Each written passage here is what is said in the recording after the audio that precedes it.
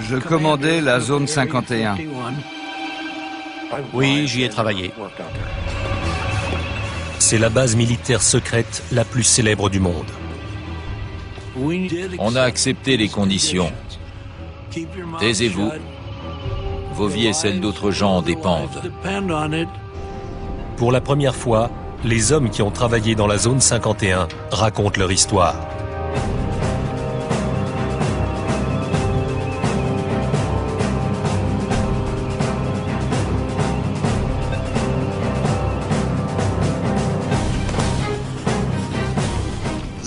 Il y a eu beaucoup de désinformation, mais elle a été alimentée par la curiosité naturelle des gens. Quand on ne sait pas ce qui se passe, on a envie de le découvrir.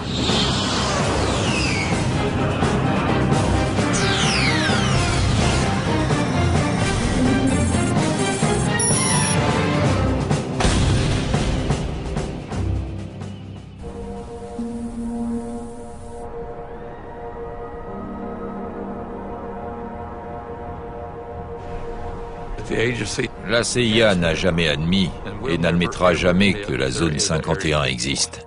Point final. Créée par la CIA en 1955 pour mettre au point et tester les programmes militaires les plus secrets des États-Unis, la zone 51 tire son nom d'un quadrillage sur un plan. Bien qu'elle n'existe pas officiellement, elle apparaît sur les images satellites du désert du Nevada.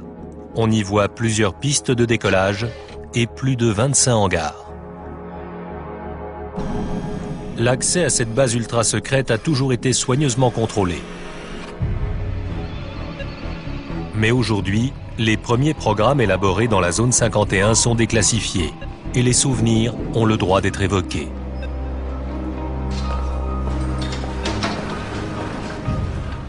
C'était une vraie guerre froide. À l'époque, des bombes nucléaires étaient pointées vers toutes les grandes villes. Il y avait deux adversaires et on se demandait lequel cognerait le premier. Très souvent, la démocratie doit céder le pas à un contrôle militaire rigoureux afin de permettre au pays de survivre. On adhérait tous à cette idée.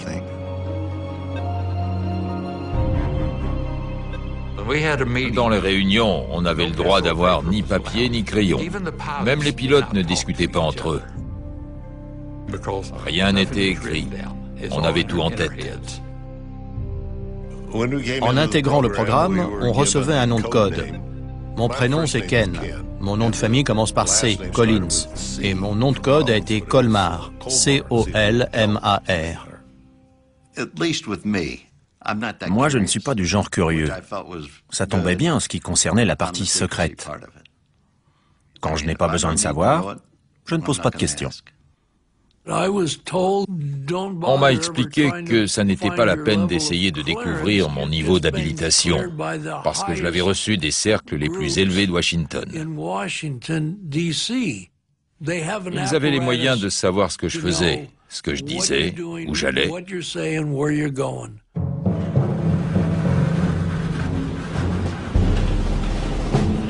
La base est construite autour d'un lac asséché, Groom Lake, un endroit qui offre des avantages évidents. On avait besoin d'un endroit pour atterrir en provenant de n'importe quelle direction, selon le sens du vent. Et comme le lac était rond, il convenait parfaitement. En plus, il était abrité par le relief accidenté des alentours, donc il n'était pas très visible. Lisse comme du verre. C'était incroyable. Je roulais dessus à toute vitesse avec la voiture de l'état-major sans qu'elle cahote. C'était magnifique. Groom Lake était rudimentaire. On vivait dans quelques caravanes.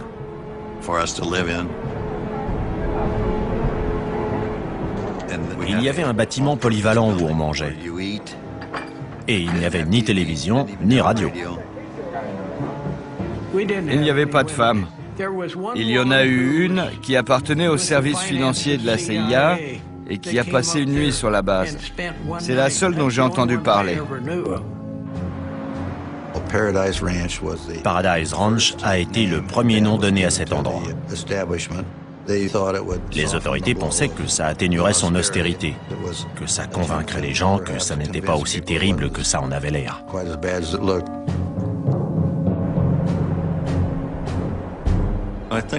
Son charme tenait au fait qu'on n'y allait que pour travailler. Ceux qui n'avaient rien à y faire n'y étaient pas envoyés. Et ils n'en avaient d'ailleurs sûrement pas envie, parce que ça n'était pas le coin idéal pour des vacances. C'était une affectation dure.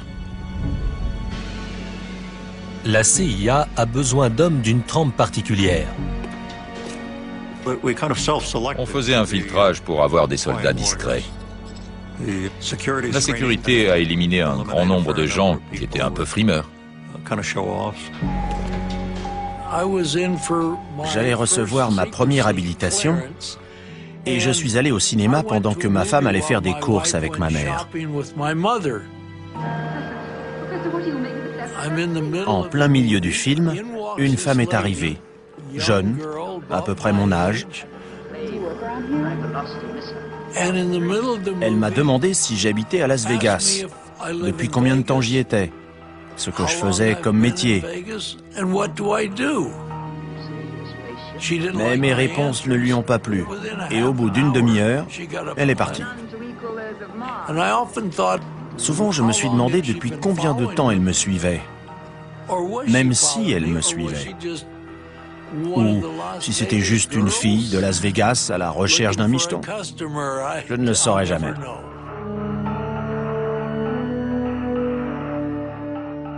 On ne nous a absolument pas dit de quoi il s'agissait. On nous a simplement dit que c'était extrêmement sensible et qu'il ne fallait en parler à personne. Les entretiens ont lieu dans des chambres d'hôtel.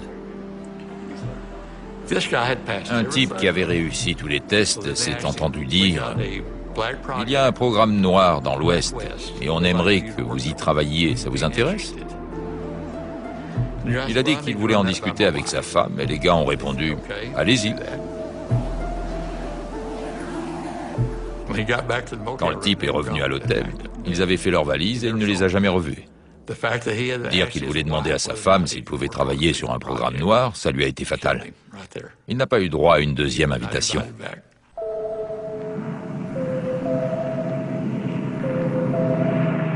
La zone 51 est créée pour un programme classé top secret. Nom de code, Aquaton. En 1955, des membres de la CIA, de l'US Air Force, l'armée de l'air américaine, et d'un département secret de l'avionneur Lockheed commencent à travailler à Paradise Ranch.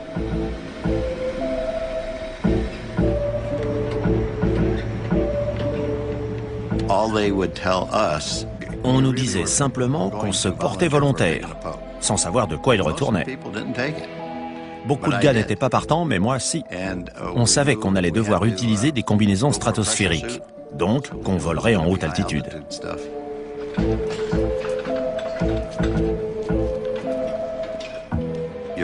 Sans pressurisation, au-delà de 50 000 pieds, le sang se met à bouillir. En cas de dépressurisation, si le moteur tombe en rade au-delà de 50 000 pieds, la combinaison vous sauve la vie. Une entreprise de Boston a été choisie pour fabriquer les combinaisons. Elles devaient être faites sur mesure, très près du corps. Alors on est allé chez un fabricant de soutien-gorge pour la grande distribution. On faisait un essayage, on rentrait à la maison, on revenait, on refaisait un essayage après fabrication. Et on ne pouvait pas dire qui on était, ni ce qu'on faisait. Simplement qu'il nous fallait une combinaison. Quand on vole plus haut que là où l'homme n'est jamais allé, il faut changer d'équipement.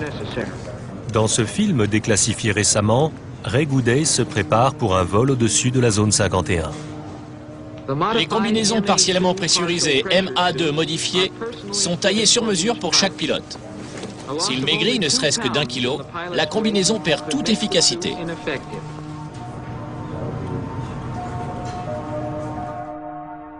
Jamais personne n'a eu une telle allure. Et des rumeurs commencent à circuler à propos de ce qui aurait lieu dans la zone 51. C'était tellement secret que j'ai ignoré où se trouvait la base jusqu'à ce que j'y aille. Et je me suis demandé où j'avais mis les pieds. Les participants au programme ne savaient pas tout. Par exemple, les mécaniciens ignoraient ce qu'on faisait en l'air. C'est dire à quel point c'était secret. Rien ne restait dehors. Sitôt posé, l'avion partait au hangar. Ces hommes testent une des armes les plus importantes de la guerre froide. L'avion espion U-2. Il n'y avait pas d'avion d'entraînement, pas de biplace, pas de simulateur. L'U-2 est équipé d'appareils photo haute résolution conçus pour monter à près de 70 000 pieds, afin de prendre des clichés depuis la limite de la stratosphère. Au moment où la course aux armements s'intensifie, l'U-2 est le meilleur espoir de surveiller l'arsenal sans cesse croissant de l'URSS. Mais il impose des efforts énormes aux pilotes qui sont obligés de respirer de l'oxygène pur pour survivre à de telles altitudes. Certains étaient ravis parce qu'ils allaient prendre une bonne suée. Pas moi. Je préférais dormir, bouquiner ou réfléchir à ce que j'allais faire. Parce que certaines missions n'étaient pas simples. Il fallait voler dans des conditions précises pour qu'elles réussissent. Le moindre kilo supplémentaire risque de réduire le plafond de vol de l'U-2. Tout le carburant se trouvait dans les ailes, donc c'était impossible d'empêcher le bout de racler par terre. C'est pour ça que des roulettes les soutenaient jusqu'au moment où les ailes s'éloignaient du sol. À ce moment-là, les roulettes se décrochaient. J'aimais bien décoller et monter en spirale. L'U-2 a une couverture. Officiellement, il s'agit de recherche météorologique. C'était notre couverture. On était un escadron de reconnaissance météo. Si ça n'était pas un avion conventionnel, alors qu'est-ce que c'était? Bien que volant 3 fois plus haut que les avions de ligne de l'époque, l'U-2 est parfois repéré. J'en suis pas sûr, mais je crois que j'ai vu le soleil briller sur une vitre ou sur des hublots d'observation. Au milieu des années 1950, au moment où la guerre froide et la passion des Américains pour les ovnis battent leur plein, je crois que ça venait de l'espace, mais que c'était amical.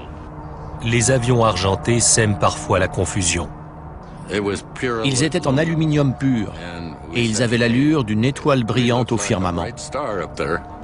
Les pilotes ont ordre de tout nier, même auprès des contrôleurs aériens. Des histoires couraient au sujet de trucs qui volaient en altitude. Les contrôleurs appelaient, mais en vain. Ils ne recevaient que des explications évasives. Je rasais la frontière canadienne quand un contrôleur m'a interrogé sur mon altitude. Ses renseignements étaient très précis, mais je lui ai répondu « Non, faites réviser votre matériel. Ce n'est pas mon altitude. »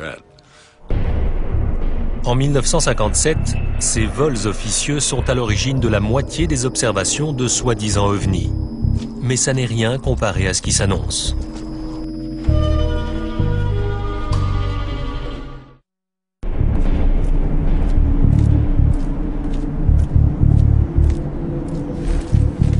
La zone 51 est tellement loin de tout que la plupart des gens qui y travaillent font l'aller-retour chaque semaine depuis Burbank ou Las Vegas.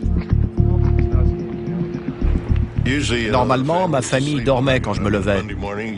Le lundi matin, je me levais tôt pour prendre l'avion qui décollait généralement vers 8 heures. On n'a même jamais su quel itinéraire on prenait pour y aller. C'était devenu une blague. Une semaine, on volait avec des bons, l'autre avec des poulets. On ne savait jamais ce qu'il y avait dans la soute de l'avion qu'on prenait. Quand on descendait du Lockheed Constellation, on passait au contrôle qui vérifiait qu'on avait notre insigne, qu'on était bien celui qu'on disait être. C'était la routine, et la sécurité était très efficace. Jim Friedman faisait l'aller-retour quotidiennement. J'avais 3 enfants, mais quand on leur demandait à l'école « Qu'est-ce que fait ton papa ?», je leur disais de répondre que je réparais des téléviseurs. Ma femme était tellement occupée à élever les enfants, à les préparer pour aller à l'école, qu'elle ne s'intéressait pas trop à ce que je faisais. D'autant qu'elle savait que je tripotais beaucoup la télévision.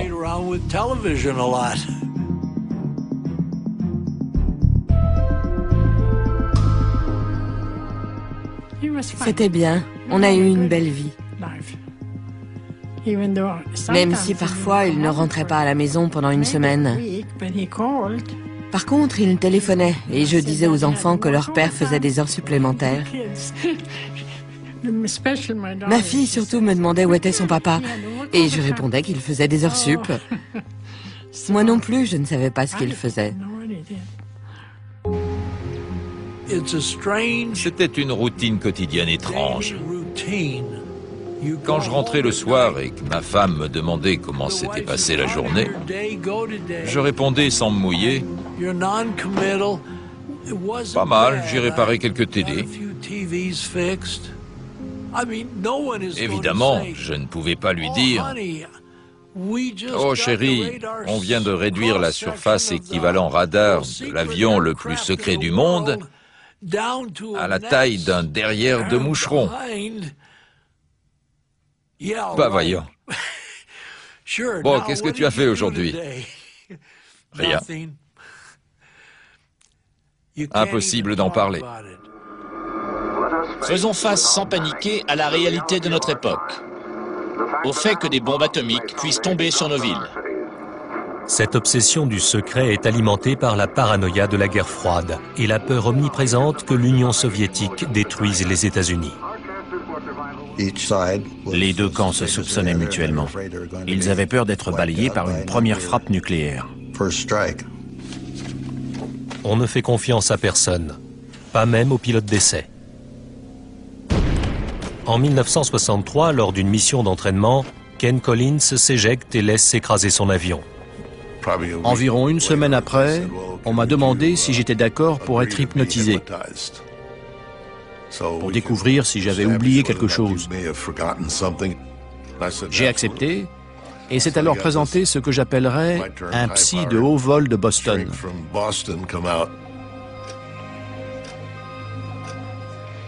Il n'a pas réussi à m'hypnotiser. Il était assis face à moi, on discutait, je ne bougeais pas, mais ça n'a pas marché. Quelques jours plus tard, le médecin navigant de Lockheed est venu me demander si j'acceptais qu'on m'injecte du pentotal. J'ai répondu que j'en serais ravi. J'ai dit à ma femme que j'allais travailler chez Lockheed. Elle m'a dit « Mais on est dimanche, tu ne travailles jamais le dimanche ». « Oui, mais là, c'est particulier ». Elle m'a dit « Très bien ». Vers 18h, des gars m'ont ramené chez moi et le pentotal me faisait encore de l'effet. Ils m'ont fait asseoir sur un fauteuil dans le salon. Ils ont dit au revoir et ils sont partis. C'est tout ce qu'ils ont dit. Ils n'ont pas adressé un mot à ma femme. Ils lui ont juste donné les clés de la voiture. Elle était en colère parce qu'elle croyait que j'étais allé picoler avec eux. En fin de compte, la conclusion a été que tout ce que j'avais raconté correspondait à ce qui s'était passé. Lorsqu'une bombe de ce genre explose au sol ou juste au-dessus, le gouvernement américain, qui travaille à toute vitesse pour mettre au point des armes toujours plus puissantes, a choisi d'installer sa base secrète à côté de son centre d'essai nucléaire. Mettez vos lunettes. C'était en plein milieu du terrain d'essai nucléaire du Nevada.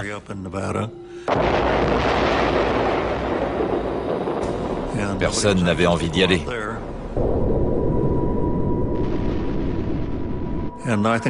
Cette discrétion était capitale pour accomplir ce travail dans le plus grand secret.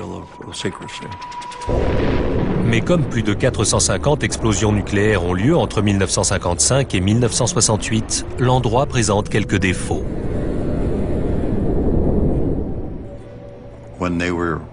Quand il y avait des explosions nucléaires, on était tous informés au préalable pour évacuer.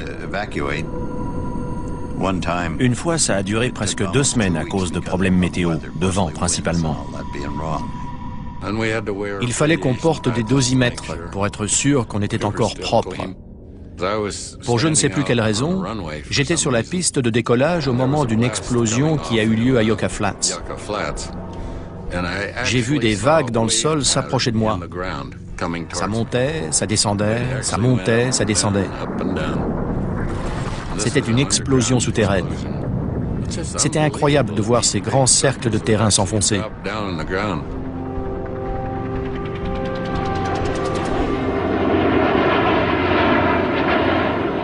En pleine guerre froide, les États-Unis craignent que le programme à l'origine de la création de la zone 51, celui de l'U-2, ne soit à portée des missiles soviétiques.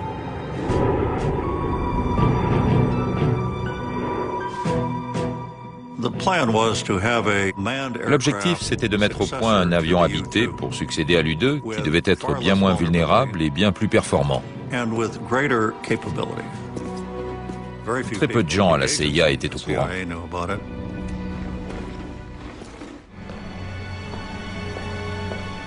À la fin des années 1950, la base s'occupe d'un nouveau programme classé top secret. En 1958, j'ai commencé à travailler sur l'Oxcart.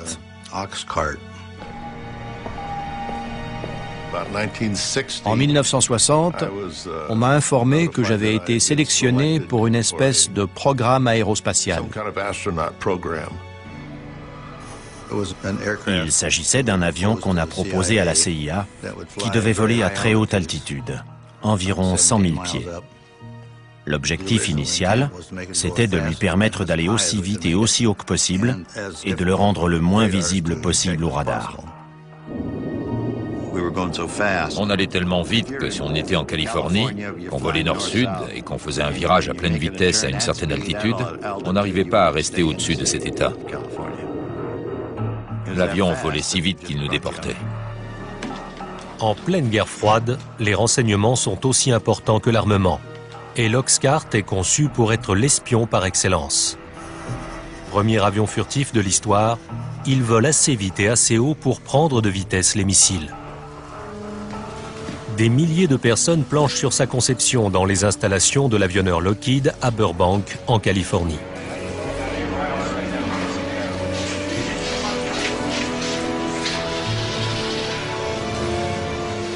Malgré l'ampleur de la tâche, le programme reste secret.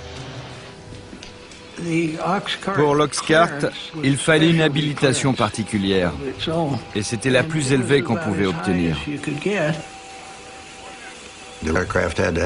L'avion devait supporter les températures provoquées par la friction de l'air lors des vols atmosphériques à 3200 km/h. L'Oxcart était à 93% en titane, un matériau jamais utilisé pour un avion. Et pour s'en procurer beaucoup, il fallait traiter avec l'Union soviétique. Comment la CIA a-t-elle fait sortir ce matériau du RSS? Pour autant que je sache, c'est toujours secret et je ne sais ni comment elle s'y est prise, ni qui s'en est chargé. Mais on a reçu tout le titane dont on avait besoin.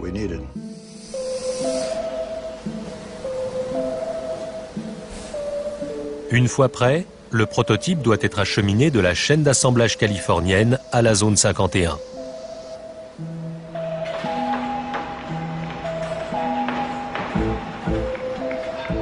Ce qui était rond voyageait dans un conteneur carré. Et ce qui était carré voyageait dans un conteneur rond. Il était trop long, ses ailes étaient trop larges, donc des tronçons ont été détachés et transportés de Burbank à Groom Lake. Comme on n'avait pas envie d'envoyer un convoi exceptionnel très large sur une route fréquentée, on faisait ça en toute discrétion, quand il n'y avait personne. Ça nécessitait de collaborer avec les polices de la route de Californie, du Nevada, la CIA et je ne sais combien d'autres organismes. Et la voie devait être dégagée. Il a fallu couper des arbres et niveler la terre des accotements pour que les conteneurs puissent passer.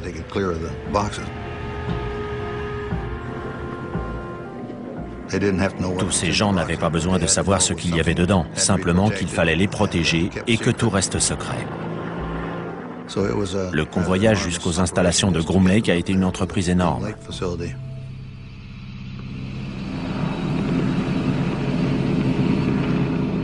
Ken Collins est un des premiers pilotes à découvrir l'Oxcart à la zone 51.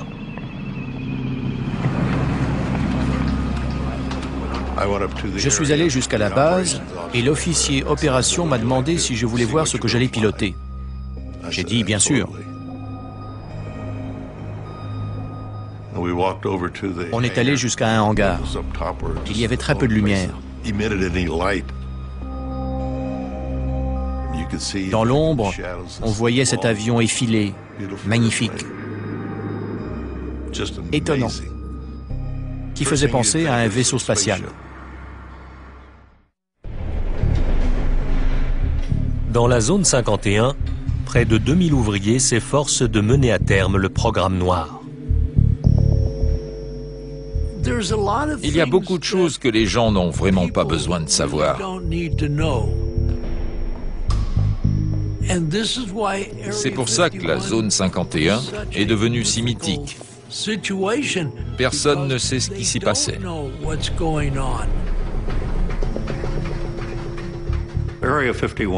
La zone 51 n'avait qu'un but, mettre au point l'Oxcart pour qu'il intervienne à l'étranger.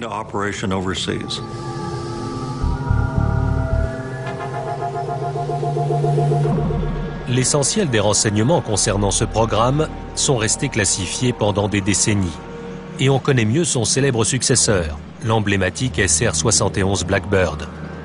Mais aujourd'hui, on commence à en savoir un peu plus sur l'Oxcart.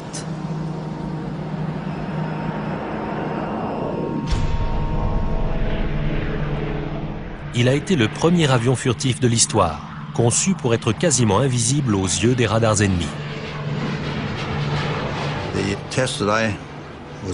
Les essais auxquels j'ai participé consistaient à survoler nos stations radars. On voulait voir si l'avion allait être ou non repéré. Je suis allé au centre d'observation radar pour voir ce qui arriverait quand l'Oxcart passerait. J'étais planté là. Personne n'a remarqué grand-chose. Et tout à coup, on a eu l'impression qu'une échelle venait de tomber sur le toit. En fait, c'était l'onde de choc due au passage de l'avion. Et personne ne l'avait vu sur les écrans radars. Apparemment, il répondait aux attentes. L'avion peut traverser les États-Unis d'une côte à l'autre en 70 minutes. Mais sa principale raison d'être, c'est l'observation. Ces clichés, pris au-dessus de la Corée du Nord, ont récemment été diffusés pour la première fois par la CIA. Ils soulignent la capacité exceptionnelle de l'Oxcart à photographier des zones au sol depuis une altitude de 27 000 mètres, en volant à 3500 km/h. La caméra qui équipait cet avion, qui volait à Mach 3, avait une résolution de 30 cm. Imaginez un objet au sol sur lequel vous posez un quadrillage avec des carreaux de 30 cm de côté, un peu comme sur du linoléum, avec des carreaux noirs, blancs ou gris. Un objet de 30 cm de côté était reconnaissable, même si on ne voyait pas sa structure interne. Mais en photo, un char d'assaut couvrait des centaines de carreaux. Et il était facile à identifier. Mais au plus fort de la guerre froide, les hommes de la zone 51 ne sont pas les seuls à disposer de caméras efficaces. Les soviétiques avaient entre 4 et 6 poubelles, comme on les appelait.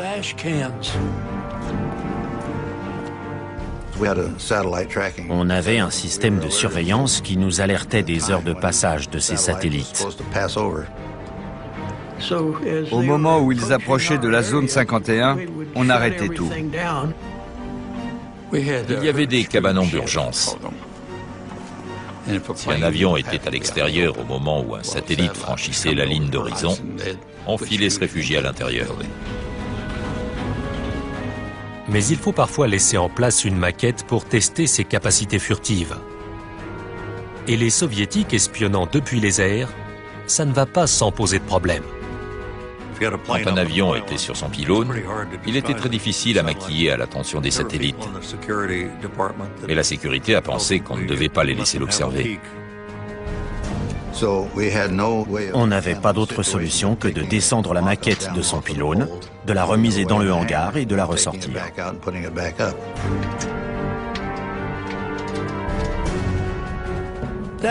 Ça rendait la tâche très difficile. On commençait à travailler sur l'avion, puis il fallait le rentrer rapidement dans le hangar. Après, il fallait le ressortir, le rentrer, le ressortir. C'était toute une histoire. Malgré ces efforts, des agents de renseignement découvrent que les soviétiques ont un dessin de la silhouette de l'avion et qu'ils peuvent le détecter. Lors de la plupart des essais effectués en journée, les radiations en provenance du Soleil chauffaient tout, sauf les parties à l'ombre. Et quand on laissait la maquette en position pendant une demi-heure, elle projetait une ombre qui pouvait être repérée avec un appareil infrarouge. Bientôt, les hommes de la zone 51 fabriquent donc des leurres à l'attention des soviétiques. Quand des satellites équipés d'instruments infrarouges arrivaient, on dessinait la forme d'un avion bizarre devant un des hangars. La plupart des silhouettes étaient en carton. Au moment où le satellite arrivait, on mettait des radiateurs à l'arrière pour qu'il y ait une signature infrarouge et faire croire que l'avion venait de se poser. On voulait que l'ennemi croie qu'on avait quelque chose que lui n'avait pas. Et on voulait l'obliger à consacrer beaucoup de temps et d'argent à essayer de découvrir ce que c'était. Des objets fantomatiques apparaissent sur les écrans. D'autres leurres protégeant l'Oxcart alimentent des rumeurs qui vont bon train. Des chasseurs ont passé des heures à suivre ces objets repérés au radar. On a effectué 2850 missions au départ de Groom Lake, dont personne n'a jamais rien su. L'avion n'existait pas. Mais naturellement, en fonction des rayons du soleil, il pouvait être repéré, et les gens disaient alors avoir vu un ovni. Le chef du renseignement de l'US Air Force a confirmé que ces objets ne sont pas des armes secrètes américaines et répète que l'Air Force doit enquêter. À l'époque, l'Air Force travaillait sur le programme Blue Book, consacré aux observations d'ovnis. Quand elle a ouvert son enquête, elle s'est heurtée à un mur du secret. Elle a appris qu'il s'agissait d'une mission secrète, qu'il fallait inventer une histoire bidon et tout oublier. Nous avons reçu et analysé entre 1000 et 2000 comptes rendus. Les pauvres gars du programme Blue Book allaient devoir inventer quelque chose pour expliquer ces observations. Je respecte l'Air Force, mais certains de ces objets sont d'origine interplanétaire.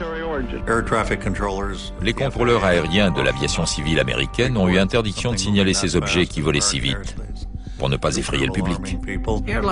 Les pilotes de ligne étaient des empêcheurs de tourner en rond. Ils voyaient le Blackbird prendre de l'altitude.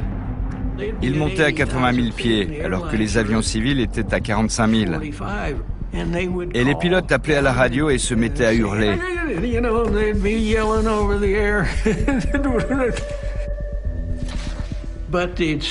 Mais ils le repéraient. Et les passagers le repéraient aussi. Donc le FBI allait les trouver là où ils avaient atterri. Et on leur faisait signer une déclaration les obligeant à ne pas révéler ce qu'ils avaient vu. Mais quand les événements tournent au drame à la zone 51, la machine à désinformer passe la vitesse supérieure.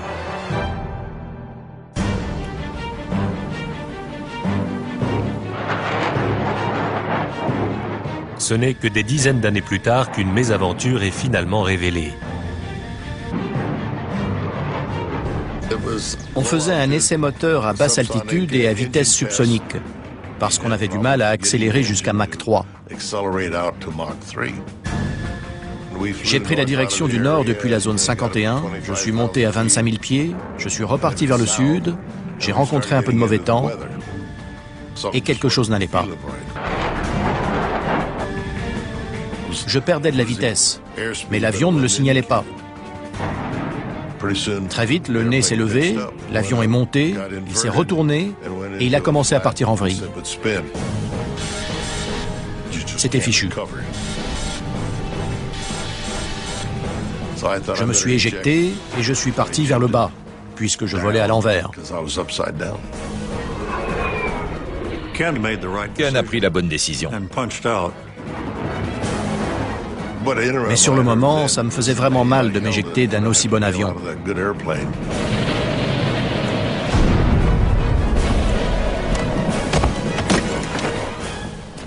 Il a fini près de Wendover, dans l'Utah. Une fois au sol, j'ai récupéré ma voile. Je me doutais que j'en aurais besoin. J'allais devoir passer la nuit dehors et elle me servirait de sac de couchage. Ma checklist s'était déchirée et j'ai ramassé les pages que je trouvais. Elles étaient toutes classifiées et estampillées du tampon secret. Je crois que je les ai fourrées dans mes poches. Une camionnette brinque-ballait au milieu du désert. Dedans, il y avait 3 types. J'étais étonné de les voir. Ils m'ont dit de monter, qu'ils allaient me ramener à mon avion. Mais j'ai répondu non, parce que c'était un F-105, c'était notre histoire, avec une arme nucléaire à bord. Ils m'ont dit, vous feriez mieux de monter alors, on va pas traîner ici.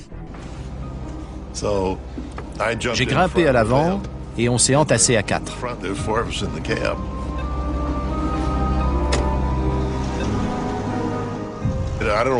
Je ne sais pas où il serait allé en cas d'explosion.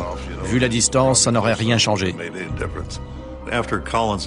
Après la mise en garde et le pieux mensonge de Collins, il n'avait sûrement pas envie d'aller voir de près.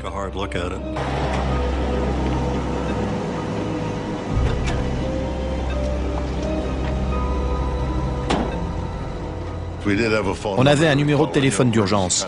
J'ai appelé, je me suis identifié. C'était tout ce que mon interlocuteur avait besoin de savoir. Et j'ai dit où j'étais.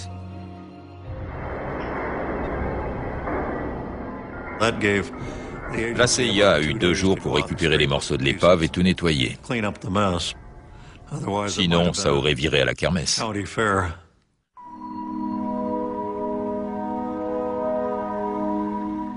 C'est la première fois que des photos montrant les efforts entrepris pour assainir l'endroit sont dévoilées.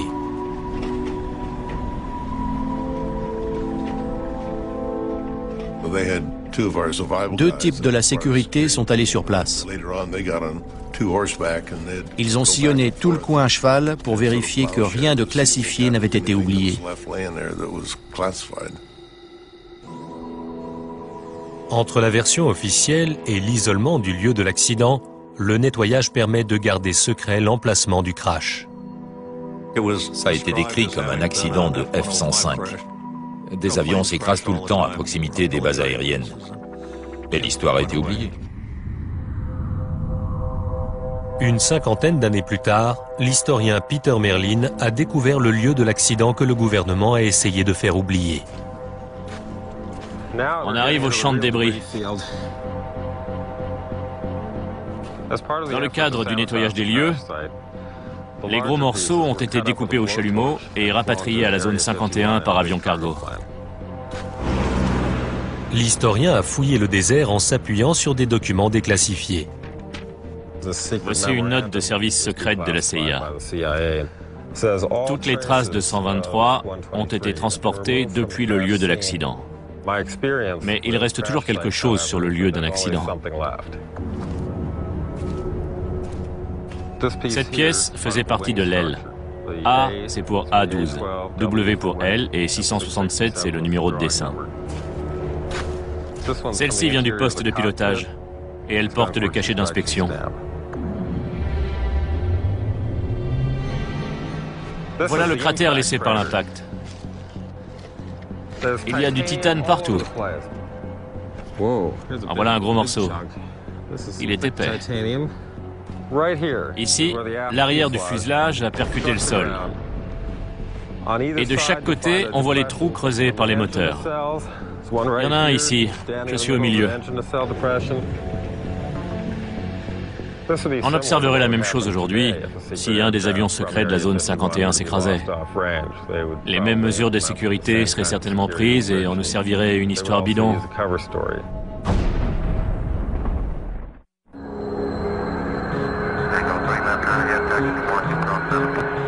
Aéroport McCarran, Las Vegas, de nos jours. Un hangar privé pour avions banalisés.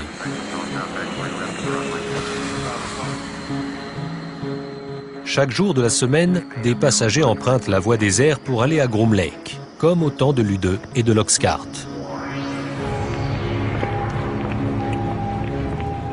Depuis cette époque, la zone 51 est devenue le siège permanent des programmes noirs. Si on reprend toutes les archives, on constate qu'il n'y a jamais eu de vol à Groom Lake. Il ne faut pas se fier aux apparences.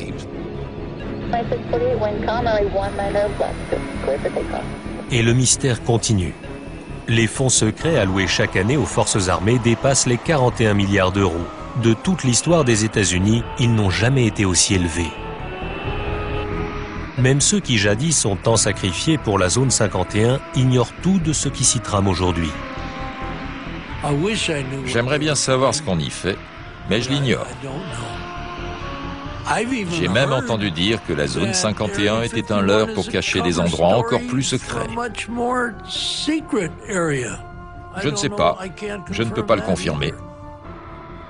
Je n'en ai aucune idée, mais j'aimerais bien savoir.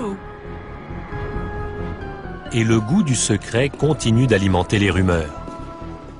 Souvent, on ignore si une situation est vraie ou fausse. Il y a eu beaucoup de désinformation, mais elle a été alimentée par la curiosité naturelle des gens. Quand on ne sait pas ce qui se passe, on a envie de le découvrir.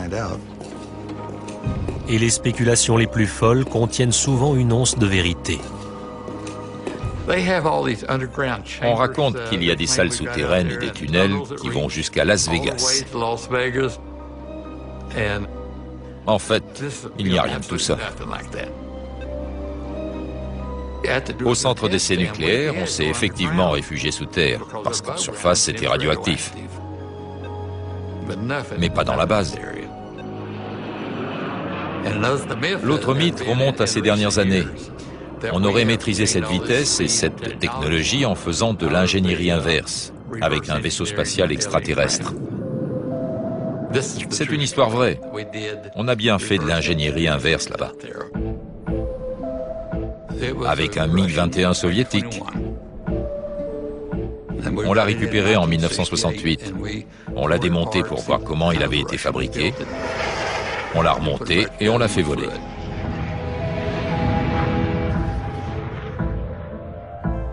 Même la théorie du complot qui prétend que l'alunissage a été tourné dans la zone 51 repose sur quelques faits avérés. Au centre d'essai nucléaire, on a testé la Jeep lunaire qui a été envoyée sur la Lune, tous les équipements de vie. Les astronautes sont venus s'entraîner sur les cratères laissés par les bombes atomiques. C'est sûrement de là que viennent toutes ces histoires.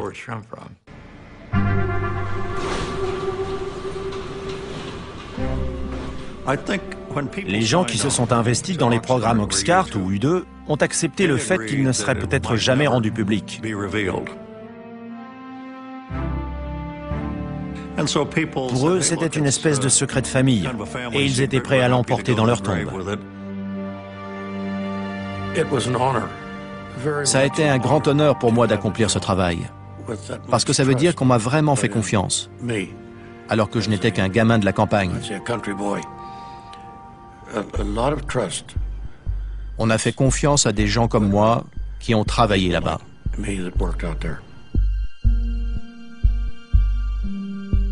Beaucoup y ont consacré leur vie. Certaines familles ont éclaté parce que les épouses ne savaient jamais quand leur mari allait rentrer. Ce n'était pas un boulot comme un autre. On nous a donné des tâches à faire, on y croyait, et on a fait du mieux possible. Et ça s'est bien terminé. Mais lorsqu'on aborde ce qui s'est passé dans la zone 51, la seule chose dont on soit sûr, c'est qu'on ne saura jamais tout. Je ne vous ai dit que 5% de ce qui s'est passé. Je n'ai raconté qu'une partie de l'histoire. Je dois être honnête.